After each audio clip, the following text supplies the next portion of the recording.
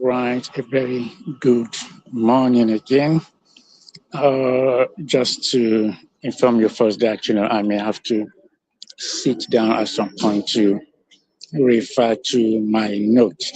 But let me start by saying how many of us or how many people you've gone for a job interview or you've done an exam, you didn't do well to the best of your ability. I'm sure it's something which many of us are familiar with, or or you've seen a good penalty taker on a particular day.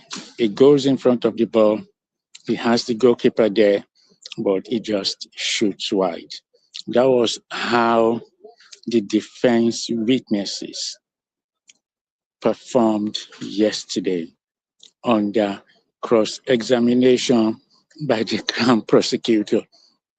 I'll come to Diezani's evidence of 2 days ago later. But remember yesterday morning, I told you EFCC fraud investigator was here on Wednesday, started his witness, and then yesterday, the cross-examination continued. Under cross-examination, which was going well for him on Wednesday, but yesterday there were 2 sessions. The morning session, it wasn't too convincing, and then in the afternoon section, also when the Crown was pressing the button, for instance, let me just tell you, the Crown prosecutor cited a letter of 24th of August that Olatimbo wrote to former president or late president Muhammadu Buhari, complaining of the things, among others, which she accused Femi Otedola. Remember Femi Otedola, she said they were formerly in a relationship apart from being business partners. So the Crown prosecutor cited that letter of August 24th, 2015, and then asked the EFCC, meanwhile, this EFCC investigator that came in from Abuja as Crown or as a defense witness. So when he was asked, okay, they took their own statement in January of 2016. Meanwhile, this letter of complaint that Olatimbo Ayinde had written to former president Muhammadu Buhari. Remember, Buhari was just about 3 months in office when this letter was written, because remember they took over from Jonathan administration on May 5th or 29th of 2015. So Olatimbo wrote a letter to the president on August 24th of 2015. The Crown prosecutor, she cited that letter. And then among other things, in that letter, Olatimbo complained of things in the oil industry and also complained of what Otedola was doing, harassing her, making her life hell. So the Crown prosecutor then asked the EFCC investigator that, okay, you investigated the accusations from Olatimbo in January of 2016. She then asked him, did you speak to her on these things? Because those things were not mentioned in your investigation, in your statement, or he said he cannot recollect. I mean, from then it was faltering. The Crown prosecutor knew, they could smell blood there. So he wasn't, and also asked, how many times did you speak to Anyide, Miss Anyide? He said only once. And then, of course, apart from the time they took the statement from her, so he was not very convincing. For me, if I was to score that as a boxing round, I was going to give it to the prosecution. It didn't sound convincing. If that wasn't enough, before then, there was video link, another defense witness from Abuja. The witness was, sorry, a lot of tourists are passing by here, so you might hear noise. This place is always attraction for tourists. Okay, grab the river. The London Bridge at the back. Anyway, so the Crown prosecutor was asking this defense witness, who was connected by video link from a court in Abuja, Justice Omotosho was the one presiding over that court in Abuja. She was asking this defense witness after presenting the evidence. Of course, defense witness for Latimbo, and they remember Diezani's case had been closed. Our defense had finished, our cross-examination had finished on Tuesday. So yesterday, the Crown prosecution was cross-examining the document, the evidence of this defense witness from Abuja. He introduced himself as the group operations manager of Olatimbo, and he is one of the company.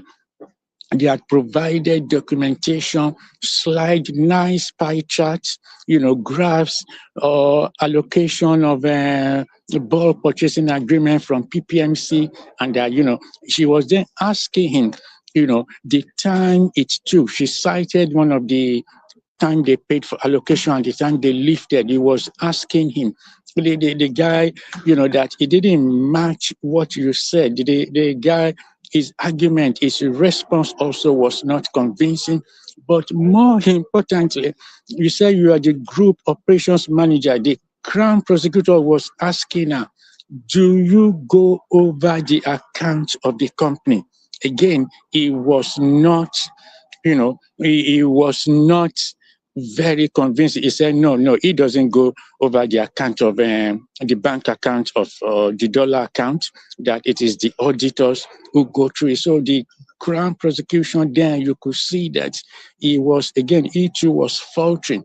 And then they were asking him, what is the percentage of the allocation of the fuel lifter on a particular day? Again, he had problem answering that question. Of course, he needed a calculator. Can you imagine, before he could do it, there was no calculator with him, but can you imagine a lawyer finishing a computation of a report produced by a group operations manager? So that was how that second defense witness performed. Then the third, there was another defense witness, a lawyer.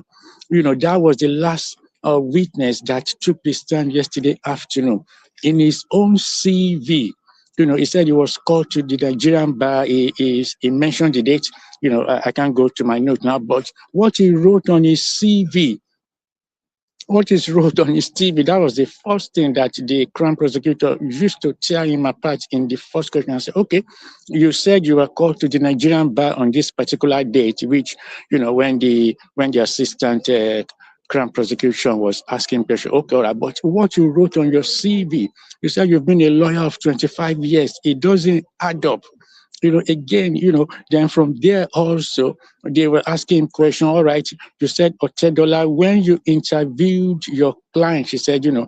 Yinde is their client. He works for a group of lawyers, so he too came in from Nigeria, was asking. So apart from that very, thing he could not confirm about the date, the number of years he's been practicing as a solicitor, and what he had on his CV, and what he told the court, again, it didn't look convincing. Of course, the Crown prosecution, the assistant prosecutor was happy, and then they knew that they could tear this person apart. So he went on, all right, you said, your client said Otedola harassed her, men did all of these things. Then she said, how did you know? She said, okay, there was a time that he too used to work for Otedola, that one day he was driving, Otedola called him, and then he had to stop and ask his son to record that phone conversation. Then they showed him the transcript of that phone conversation. Again, there was some problem. He could not really account for the transcript. The Crown prosecutor asked him, have you seen the transcript of this recording you made? It looked quite shaky. So yesterday, I would say it's advantage prosecution. They had about 4 witnesses. One witness from Abuja by video link. It was not it. Again, like I said, it could be jittery, because as I said, sometimes you go for a job interview, the answers, but you're shaky, you're nervous. Probably that's what happened to all the defense witnesses yesterday. But that was how it went. But for that one, I'm sure the Crown will be happy that, they were shredding all the evidences of these defense people under cross-examination.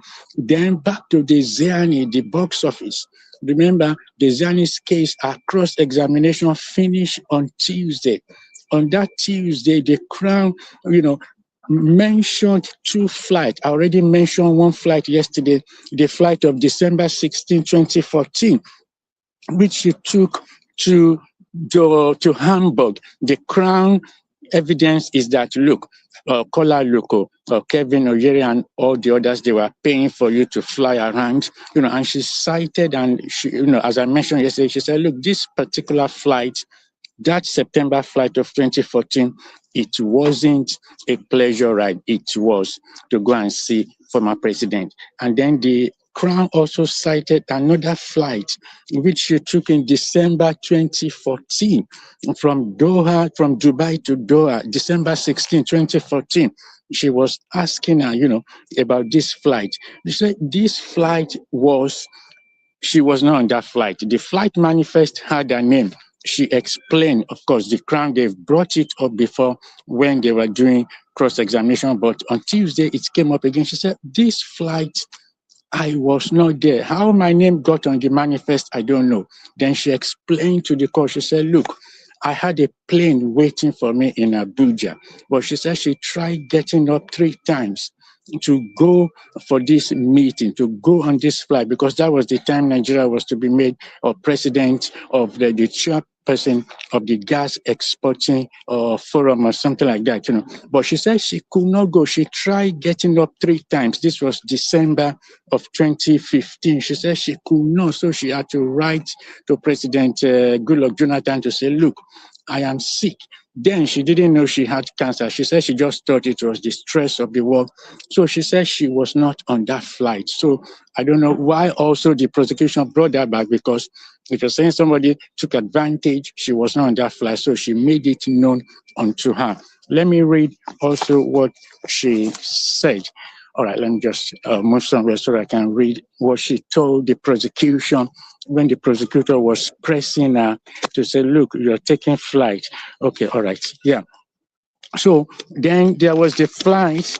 Yeah, there was then the letter, the Crown prosecutor produced a letter. Part of Diezani's defense is that she does not have access to many documents which she could have used, because remember, she came here, not that she came here, she came for a checkup on May 2022 of 2015, and from then she's not been able to go back. So the Crown prosecutor was saying, now you have produced some documents which the Crown did not produce.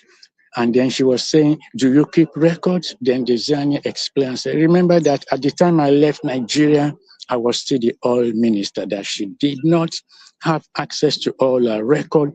She cited another letter that, was written, an offshore contract which somebody had complained to which she had also produced.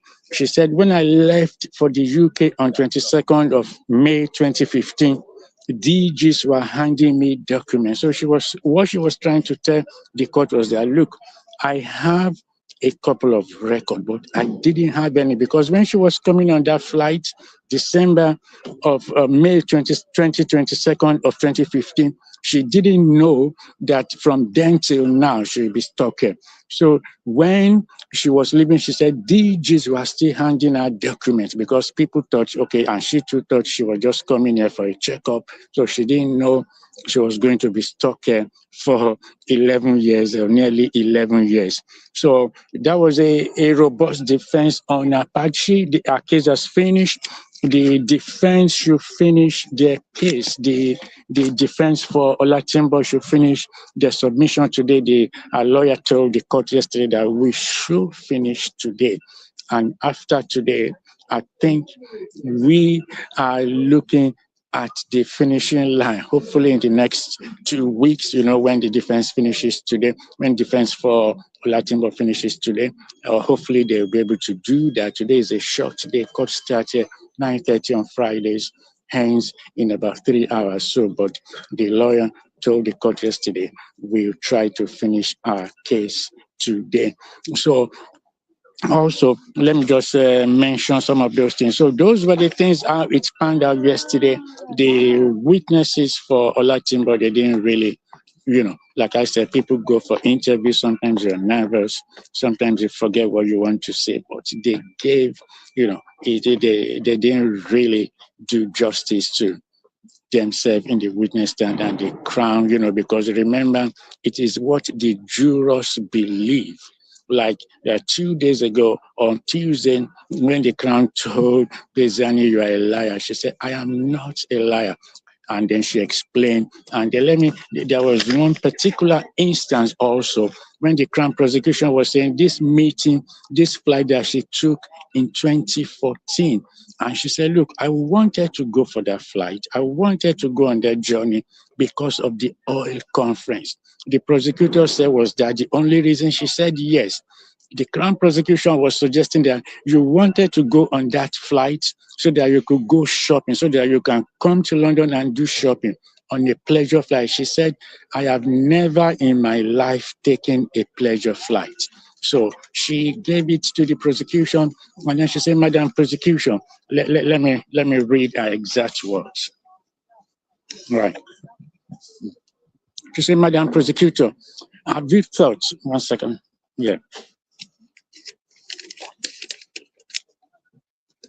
Okay, right. When the prosecution was suggesting, all right, you wanted to go for that conference, when she asked, is that the only reason you wanted to go for that conference in 2014? She said, look, Madam Prosecutor, I could have thought instead of keeping me here for 10 years, using taxpayers' money, you will have brought in all these men at Luko, Iko Salome and Co to come and answer these questions. She gave that response when she was suggesting that, look, your reason for wanting to fly, of course, she wasn't on that flight, that you, rather than keep me here in this country, wasting taxpayers' money, doing investigation for 11 years, you should have been able, whichever way, to bring in Kola Luko, bring in Gideon Mokore, bring in the other people to come and answer some of the questions you're asking me. So that was how they left it on Tuesday before the Crown prosecution. And of course, our own defense lawyer came to re-examine her.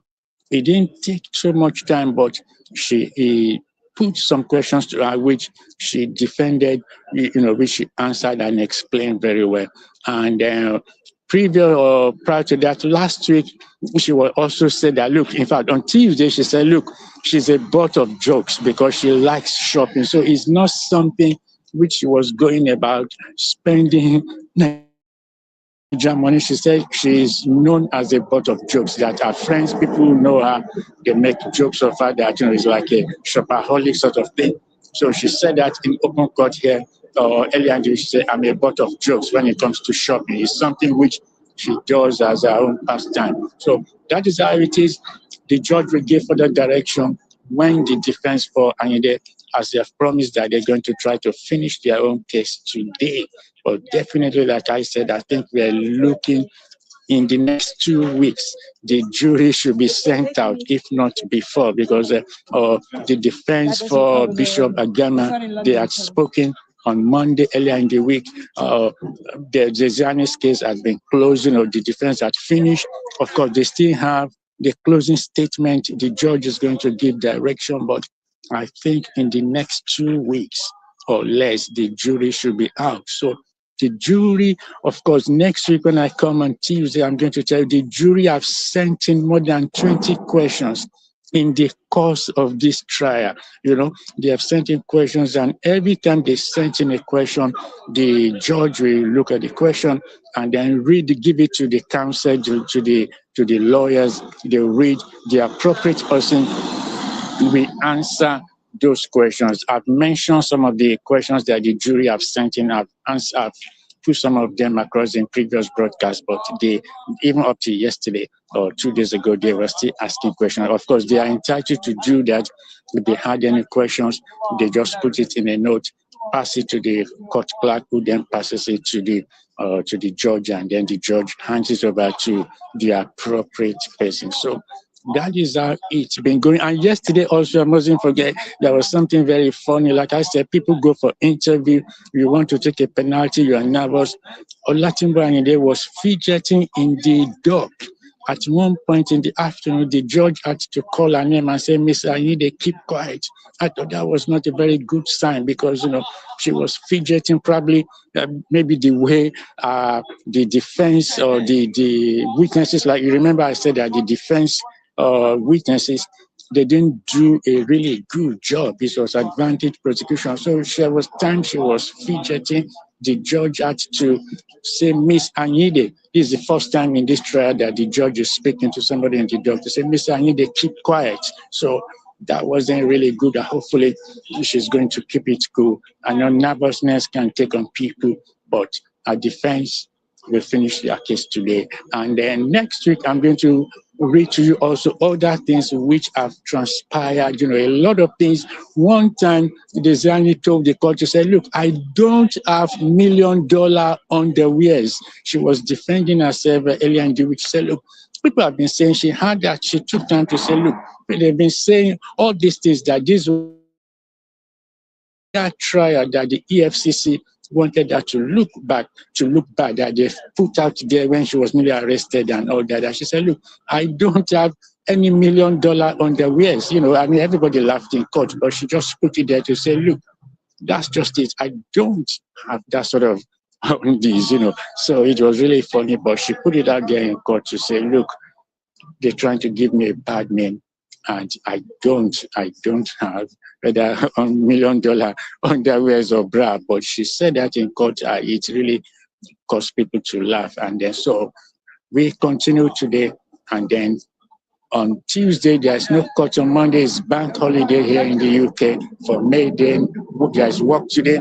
So Monday is bank holiday. So whatever happens today, I'll give you update on Tuesday. Until then, take care, enjoy the sun if you can.